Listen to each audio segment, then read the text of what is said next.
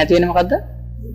දුක. අර වෙහෙස දැවිල්ල අඬන ස්වභාවය නේද? හූල්වන ස්වභාවය, දැවෙන ස්වභාවය පපුවේ අදවතේ. අන්න ඔය ටික තමයි මොකද්ද වෙලා යන්නේ? නිමිලා යන්නේ. පැහැදිලිද? මොකද රූප අර ස්කන්ධ ටික අර බුදුන් වහන්සේගේ උපමාව ලියා ගන්න අපිට මෙතන චුට්ටක් පැහැදිලිලා තියෙනවා නේ. පැහැදිලිද? දැන් ඒතර ආයසරයක් බලන්න එනවා. අවිද්‍යාව තණ්හාව කියලා කෙටියෙන් කියොත් මොකද කියන්නේ තියෙන්නේ? නාම රූප වලට. එතකොට අවිද්‍යාවේ තණ්හාවේ ක්‍රියාත්මක වෙන්නේ මොකක් තුලද එනවා? ඈ? නාම රූප තුල. නාම රූප තුල තමයි මොකද්ද මේ? අවිද්‍යාවේ තණ්හාවයි ක්‍රියාත්මක වෙන්නේ, රෝපණය වෙන්නේ, වැඩෙන්නේ. නාම රූප නිරුද්ධ වුණොත් අවිද්‍යාව තණ්හා ටික නැති වෙනවා. ඒ අවිද්‍යාව තණ්හා නැති වුණොත් මොකද වෙන්නේ? දුක නැති වෙනවා කියලා මොකද ලෝකේ ලොකුම දුක කියන්නේ මොකද්ද කියලා? දුක මම කියලා ගන්න. තව වචනයක් කිව්වොත් හරි. මම මගේ කියලා ගන්න එක තමයි. ඒකට කියන්නේ. හරි ඒවා හරි. මොකද්ද කරන්නේ එකෙන් ඒ? මම මගේ කියලා ගැනීම මොකද්ද වෙන්නේ? උපාදාන වෙනවා. ඒ කියන්නේ උපාදාන වෙනවා කියන එක අදහස මොකද්ද?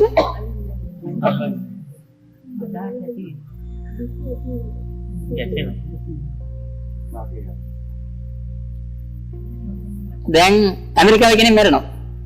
දුකයිද? නෑ. තමන්ගේ කෙනෙක් මැරෙනවා. හරි. ඒතර මගේ කියලා අල්ලගත්තොත් කියලා කියවනේ උපාදානයි කියලා කියවනේ. ඒ මොකද්ද ඒකෙන් උනේ වැඩේ මොකද? කෘත්‍ය මොකද්ද වෙච්ච වැඩේ? අන්න හරි. ඕකයි වචන. මොකද උනේ? පවරාදීමක් වෙනවා. දුකක් නෑ සත්‍ය වශයෙන්ම. මේ මනස ප්‍රභාස්වරයි. දුක නෑ ප්‍රභාස්වරයි කියන දුක නෑ කියන එකනේ. එහෙනම් මොකද්ද වෙන්නේ දැන් මේ නාම කෘත්‍යෙන්? මේ නාම රූපේ මොකද කරන්නේ? අර නිදාසු මනසට දුක කියන එක පවරලා දෙනවා. දැන් ලෝකෙට ලොකුම දුක මොකද්ද? පැවරීම. පැත්ත කියන්නේ කවදාකවත් දුක් විඳින්නේ නැහැ. එහෙම එකක් මේක අටගන්නෙත් නැහැ. නමුත් මේ අවිද්‍යාව තණ්හාව තියෙන තාක් මේ ලෝකේ යථාර්ථය නොතේරෙන තාක් මොකද කරන්නේ? නාම රූප වල පවරනවා. ප්‍රවාසරම දැන් බික්කවේ චිත්තං තනුකේ ආගන්තුක උපක්ඛලේශ උපක්ඛලිටා. මාන්නේ මේ පිට දුකෙන් නිදහස් වෙලා තියෙන්නේ කොච්චර හරි. දැනුත් එහෙමයි. ඒකෙන් දැන් නිවන් දකින්න පුළුවන් කියන්නේ නාම රූප නිරෝධයෙන් නිවන් දකින්න පුළුවන් කියන්නේ. දැනුත් ප්‍රවාසර දැන් මොකද කරන්නේ? මේක දකින්න තියෙන පිටින් පේන එක නම් දුක් තිබුණා. නේද? ඒකේ වෙච්ච වැඩේ මොකද්ද? නාම රූප රූප නාම. ආයතන ටික ප්‍රයෝග කරගෙන මුලින්ම සද්දයාව නමනේ සද්දෙන් එන්නේ. අනාරා සද්දෙන් එන්නේ සද්ද කියන නම එනවා. ඒකට පුංචි කාලේ රූප නැහැ. හැඩතල නැහැ. චූටි කාලේ එන්නේ මොකද්ද මේ? ගැටෙනකොට මානසිකාර වෙන්න එකක් නැත්නම් අතහැරි යනවා. එහෙනම් දුක පවරනවද? දුක පවරන්නේ. ඊට පස්සේ ඉන්ද්‍රියන් ටික හොඳට ප්‍රබාසලා යනකොට මොකද වෙන්නේ? ඈත් වැඩ කරන්න පටන් ගන්නකොට අර දාපු සද්දෙට මොකද කරන්නේ? හදා ගන්න රූපේ. ඉතින් ඒත් ඇලවි තියෙන්නේ නැහැ. අතේරියට නම්ම මොකද කරන්නේ? අම්මා තාත්තා. ඒත් අවිද්‍යා සංකාරයක් නේ අම්මා තාත්තා කියලා කතා කරලා ඒක සිද්ධ වෙන්නේ නැහැ. ඒකෙන් මොකද කරන්නේ? දැන් මේක අලව දෙනවා. හොඳට බැඳලා දෙනවා. දැන් අදිනකොට මොකද වෙන්නේ? නමක් සිහි කරනකොට රූප ඡායාවක් එනවා. රූප ඡායාවක් සිහි වෙනකොට නමක් තිබ්බොත් සිහි වෙනවා. නමක් නැත්නම් නම් කරන්න එකක් හොයනවා. පැහැදිලිද? නමක් නැත්නම් මොකද කරන්නේ? නම් කරන්න හොයනවා. උපාදාන කරන්න හදනවා. හරි ඔක තමයි මේ මානසික වෙන මායාව. වැඩි. ඒතර එදා ඉඳන් මොකද වෙන්නේ අද වෙනකම්? ඔය නාම රූප ගන්න මේ ගැටෙනකොට මේන් ඉතින් ඔය වැඩ කරන්න පටන් අරන් පුරුදු කරලා භාවිතා කරලා මේක දීලා තියෙන මේ පැත්තනේ. අයෝන් සෝමනසිකාරෙන් දීලා තියෙන්නේ. ඒක දැන් ගැටෙනකොට ආයතන ගැටෙනකොට මොකද වෙන්නේ? මේ ටික ඇවිල්ලා වැඩ කරනවා. වැඩ කරනවා නිතරම බලන් ඉන්නවා. තණ්හාව කොහෙද බලන් ඉන්නේ? කොහෙද තියෙන තණ්හාව ඇවිල්ලා ඊට පස්සේ? නාම රූපේ කියන තණ්හාව ඇවිල්ලා කොහෙද ඉන්නේ?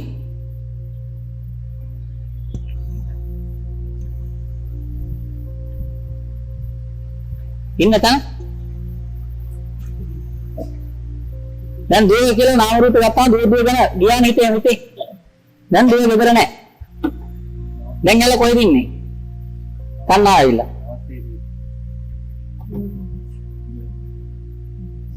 ඒක ඉවර නෑ දැන්. ඉස්කෝලේ කියලා කියමුකෝ. මොකද වෙන්නේ?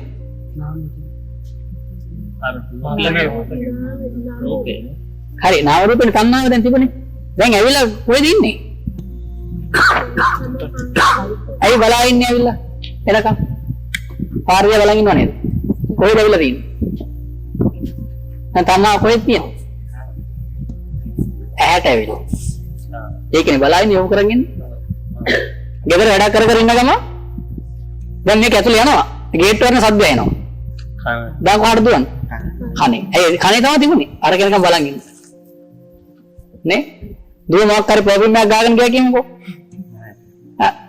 ආන පොඩ්ඩක් හරි ඒක ආවම ටග්ගා දුවලා ඉවිල කොහෙද ඉන්නේ? නෑ.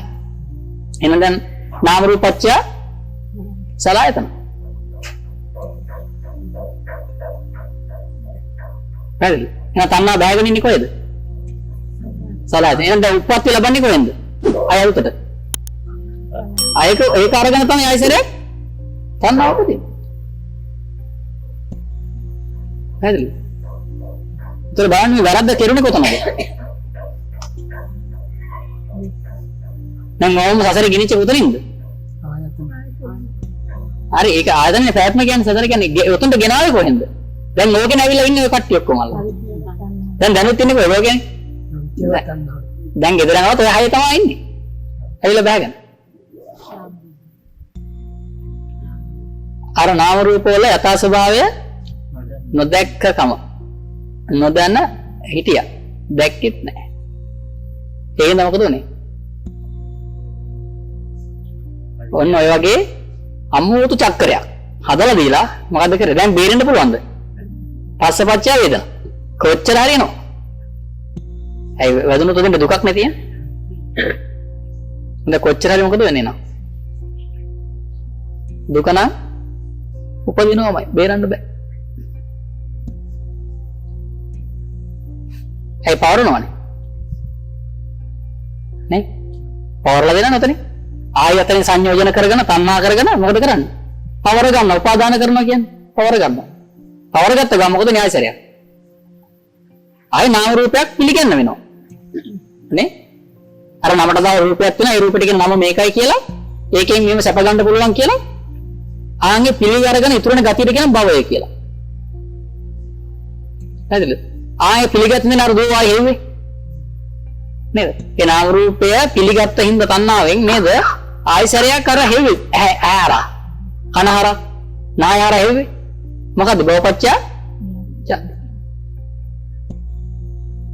නේ? එහෙනම් ಜಾති වුණොත් එම ආය රූප කයක් මහරි කයක් සතරමා ධාතු රාශියක් වෙනවා. එහෙනම් ඒකේ ලෙඩ වීම වයසට යාම මරණය දුක් දුම්නස් වේස වැවිලි හදවතේ දැවිල්ල මේ ඔක්කොම මොකද වෙන්නේ එකේ? මොකද ඉපදුනේ එතකොට දැන්? සම්පූර්ණ දුක ඉපදුනේ. පැහැදිලි? ඕක දැන් ලොකු දුක හදන එකයි අමාරු.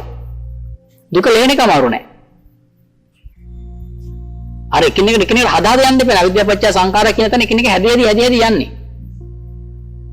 ඕක හරි අමාරුයි. අමාරු වැඩ තමයි කරන්නේ ඔක්කොම අල්ල. ලේසි වැඩ තමයි නිවන් දකින්නේ. මොකද කරන්න තියෙන්නේ? අවිද්‍යාව තණ්හා දෙකට එකතු වෙන්න දෙන්නේ නැහැ. වැඩ කරන්න දෙන්නේ නැහැ. පැහැදිලිද? ඒක අවිද්‍යාව තණ්හා දෙක නිරුද්ධ වෙන්න නම් මොකක්ද දකින්න තියෙන්නේ? ඇත්ත ඇති. මොකක්ද දකින්න තියෙන්නේ? ඇත්තයි. එහෙනම් මෙනෙහි වෙන්නත් ඕනේ මොකද්ද? ඇත්ත. ඒක බුදු කෙනෙක් ලෝකේ පාලලා කියලා දෙන්න ඕන. එහෙම කියලා දෙන්නේ මොකක්ද එතකොට? ඇත්ත ඇති. කෙටියම කියුවා. එතකොට ඒක ගැළපෙලා ඉන්නේ කොතනින්ද? හේතුඵල නිරෝධය. ඔච්චරයි තේරුම් ගන්න තියෙන්නේ. ලොකු වැඩක් නැහැ කරන්න. ඔය එක හරියට සැක නැතුව ලැබුණා නම් ඊට පස්සේ මේ සියල්ලට මේ ධර්මය පොදු වෙනවා. ඊට පස්සේ දැන් මේ ධර්මය යෙදෙනකොට මොකද වෙන්නේ දැන්? නාම රූප එකතු කරන්නේ. දැන් ගහ තියෙනවා මේක අරකට ගහ කියලා ධම්මනේ නම දාලා බලනවනේ. ඒක නාම රූප එකතු කරලා බලන්න. ඒතකොට දැන් ධර්මයේ වැටෙනකොට රූප ධර්මයේ යථා ස්වභාවය හේතුඵල නිරෝධය. එහෙනම් එතන ගන්න එක ඒතර ඇහි මේකත් හේතුඵල. එහෙනම් මෙතන ස්වභාවයක් මොකද්ද? ගන්න එකක්. එහෙනම් මේ දෙකම ගන්න බැරි නම් එහෙනම් ඉපදිලා එන ඡායාව ඒක මායාව. ඒක ඇත්ත නෙමෙයි. එහෙන්දා මේ මනෝවිඤ්ඤාණය මොකද වෙන්නේ? පිළිගන්නේ. හරිද? ඕක හරියටම හරිනම් ඒක හරියටම මනසට ඒත්තු ගන්නවා නම් පිළිගන්න බෑ කියන එක සෝවාන් මාර්ගයට ආව. ඒක ඊට පස්සේ මොකද වෙන්නේ? මේ මොහොතකට ඒ නාම රූපෙන් නිදහස් වෙන්න පුළුවන් කමක් එනවා. ඒකට කියන මොකද්ද? ඵලයට පැමිණෙන. සෝවාන් ඵලයට. දැන් නාම රූප පිළි නොගන්නා ගතිය. අර මනෝවිඤ්ඤාණය පිළි නොගන්නා ගතිය. ඒකට කියන මොකද්ද? එහෙම වෙලා නම් එහෙම හරියට වෙනවනම් මනසේ දෙන්න වැඩ කටයුතු සිද්ධ වෙගෙනකොට මේ මනෝවිඤ්ඤාණ වල පාළු කිසි දෙයක් පිළිගන්න වෙන්නේ නැහැ මනසේ. ඒක නේද උපාදාන වෙන ගතිය මොකදලා තියෙන්නේ? අඩු යනවා. නේ? එතකොට දැන් මොකද්ද වෙලා තින්නේ? ආරෂ්ණක මාර්ගයට ඇවිල්ලා. සෝවාන් මාර්ගයට ඇවිල්ලා. ඒ කියන්නේ මේ ජීවිතය අනිවාර්යෙන් සෝවාන් වෙන්න තු මැරෙන්නේ. ඔක වුණා නම් මේ ජීවිතේ සෝවාන් වෙන්නේ නැතුව අපවත් වෙන්නේ නැහැ. හරිද? පොඩි වැඩයි තියෙන්නේ.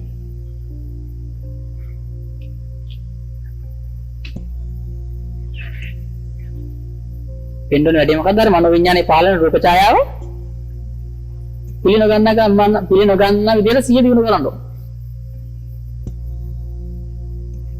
හරිද?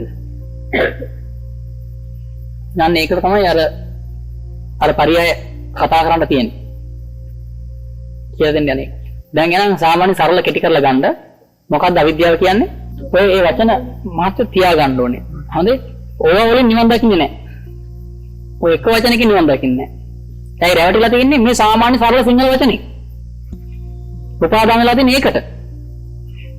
හිත පිළියරන් තින්නේ ඒවනේ. එහෙනම් ඒකෙන්මයි අයින් වෙන්න ඕනේ. ඒකම අතහැරෙන්න ඕනේ. ඒක අතහැරන කියන්නේ අර ටික උනා. හරිද? ඒකට කියන්නේ සරල වෙන්න ස්වභාවික වෙන්න කියලා කියනවනේ ධාමෙදී. පුංචි ළමෙක් වෙන්න කියනවනේ.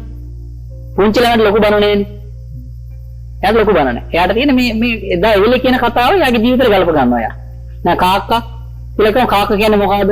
ඇයි එහෙම කියන්නේ? කියලා එහෙම හොයනව නේද? ආන් එහෙම වෙන්න. ඒ වුණාම හරි. ඒක ධාමයට හැරුවම හරි. අරක ගියේ නාම රූප පැත්තට අරගෙන මේක අරන් ධාම පැත්තට. ඒක ධාම එච්චරයි. පොඩි කැලේ තියෙන මොකද්ද? යම් කිසි සමුදය ධම්මා සම්බන්ත නිරෝධ ධම්මා. හේතු ප්‍රත්‍යයෙන් එකතු වෙන හට ගන්න සියල්ලම හේතු නිරෝධේ නිරෝධ වෙනවා. ඔන්න ඕක හොඳට මානසිකාර සීකර ගත්තා නම් ඕකෙන් නාම රූප දෙක මොකද වෙන්නේ? නිරුද්ධ වෙනවා. ඒකේ නමෝ තස්ස භගවතෝ. දැන් නාම රූප නිරුද්ධයි නම් මොකද වෙන්නේ? මමය මාගේය මගේ ආත්මය නැත්නම් නම් කරන්න පුළුවන් ගතිය අර මමනේ මම කියන්නේ. මේ පුටුව කියලා ගත්ත කියන්නේ මම තමයි. පුටුව කියන ස්වභාවය නම පනවනවා නම් ඒක මම. ඒ තමයි මම කියන්නේ නිත්‍ය කරලා නිත්‍ය වුණා. නිත්‍ය පවක් දෙනවා. නාම රූප පනවනවා. ඒකට කියන්නේ මොකද්ද? මම කියන එක. පැහැදිලිද? ඒක පවර ගන්න තියෙන එකට තමයි මොකද කියන්නේ? මගේ කියන එක. ඒතර පැවරුණා නම් ආත්මයි. ආත්මයි කියන්නේ අයිතියක් ගත්තා. ඒ තමයි මම ඒසෝ හමස්මි ඒමේසෝ අත්තාති කියලා පාළි වචන තුනක් තියෙනවා. සිංහලෙන් අපි තේරුම් ගන්නවා මොකද? නාම රූප වශයෙන් පනවන නාම රූප එකතු කරගන්නවා. පවරලා දීලා ඒක නැවතවර සිහි වෙන්න හේතුවක් තියෙනවා. පැහැදිලිද? එහෙමනම් මේ ඒතර නාම රූප නිරෝධ වෙන ඉඳා මමත්වය නැති වෙනවා. ඒකට කියනවා අරහං. නේද? ඒතර අරහං වුණා නම් දකින්න තියෙනවද? නාම රූප දෙක නැත්තම් දකින්න තියෙනවද? අය වෙන එකක් නෙමෙයි. ඒ නාම රූපේ බොරුවක්. අන්න දුක්ඛ සත්‍ය. ඉදන් දුක්ඛ. නාම රූපේ බොරුවක්. දැන් දුක්ඛ සමුදය මොකද්ද? අවිද්‍යාවේ තණ්හාවයි. ඒ දෙක නෙමෙයි හදලා දුන්නේ. නාම රූපේ. පිළිගන්න ලැබුණේ නේද? නන්න දකින්න දුක්ඛ සමුදය. දැන් දුක්ඛ නිරෝධය මොකද්ද? නාම රූප දෙක පිළිගන්නේ නැහැ. දැන් දුක්ඛ නිරෝධගාමිනී ප්‍රතිපදාව මොකද්ද එතන? නාම රූප දෙක බොරු කරන්න දැක්ක දැකිල්ල. නේද? ඒ වැටහිල්ල තමයි මේ මිකලෙවුනේ. සම්මාදිටිය නෝන. ඉදන් දුක්ඛ නිරෝධගාමිනී පටිපදාව. දැන් මොකද මේ දැක්කේ එතකොට? දැන් බලන්න හොඳට බලන්න. දැන් ගොඩක් දෙනා මෙතන වැටෙන තැනක්. එයාලා නිවන කියලා මෙහෙම තැනට ආවම තව මොකක් හරි එකක් බලනවා. තව මොකක් හරි එකක් පහළ වෙයි කියලා හිතන් ඉන්නවා. ඒක මොකක් හරි ශුන්‍ය භාවයක්, නිදහසක්, මොකක් හරි ආලෝකයක් එක ඉන්න බවක් තමයි නිවන කියලා. එහෙම උනේ නෑනේ. මේ මොකද අනිත් පැත්තට කරකවනානේ. තව ඒකට ගියාද?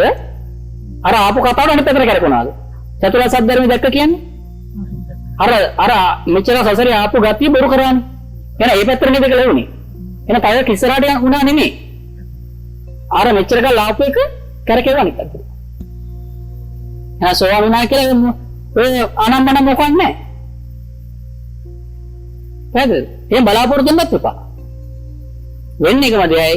චතුරාර්ය සත්‍ය ධර්මය වැටගෙන. මෙතන සී කරන්න. එහෙම වෙලාද? එහෙම වෙනවද? තේරෙන්න තමයි බලාපොරොත්තු වෙන ආලෝකයක් නිවන කියලා බලාපොරොත්තු වෙන්න එපා. ඒක එහෙම එකක් නැහැ. ඒකත් නාම රූපයක්. හිස්ව ඉන්නවා කියන්නේ නාම රූපයක්.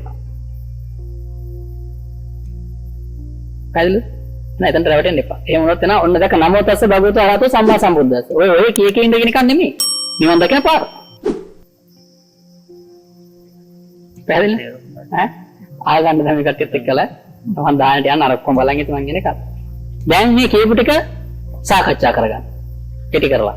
ඔය නමෝ තස්ස භගවතු සම්මා සම්බුද්දස්ස කියන වචනෙට ඒ කාරණාවට දාලා මාර්ගයට දාගෙන ඉවර වෙලා මේ කතා කරපුවා බලන්න ඔය අවිද්‍යාව, තණ්හාව ඊටික මොකද? ඒක කොහොමද වැඩ කරන්නේ? මම තමන්ගේ தත්ත්වය බලන්න. තම පුත්තජන ධාරය දිහා තීරණය කරන්න පුළුවන්. නේද? ඊට පස්සේ තමයි මේ මානස තුළට මේ ලෝකෙ පිළිගන්නේ නැද්ද? අල්ලනවාද? තීරණය කරන්න පුළුවන් බැරිද? පුළුවන්. උපාදාන ගති තීරණය කරන්න. ඔන්න ඔය ටික ලියා ගන්න. සාකච්ඡා කරමින් ඈ. එහෙනම් හැමදෙනාටම තුනුරුවන්